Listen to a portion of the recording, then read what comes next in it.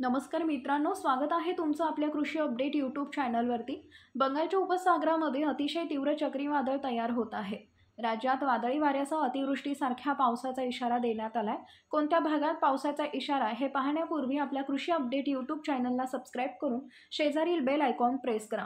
बंगालच्या उपसागरातील कमी दाबाचा पट्टा तीव्र होऊन बांगलादेश आणि लगतच्या पश्चिम बंगालच्या किनारपट्टीवर रविवार सायंकाळपर्यंत तीव्र चक्रीवादळाच्या रूपात पोहोचेल अशी माहिती भारतीय हवामानशास्त्र विभागाने दिली आहे।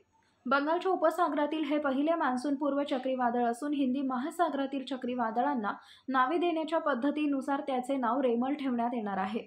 IMDच्या शास्त्रज्ञ मोनिका शर्मा यांनी PTIला सांगितले की चक्रीवादळ शुक्रवारी सकाळपर्यंत मध्य बंगालच्या उपसागरात कमी दाबाच्या पट्ट्यात रूपांतरित होईल।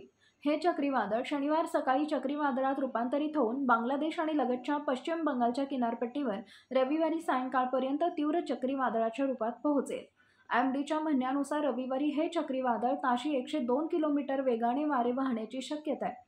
पश्चिम बंगाल, उत्तर ओडिशा, मिझोरम, त्रिपुरा आणि दक्षिण मणिपूरच्या किनारपट्टीवरील जिल्ह्यांमध्ये 26 ते 27 मे रोजी अतिमुसळधार पावसाचा इशारा देण्यात आला आहे।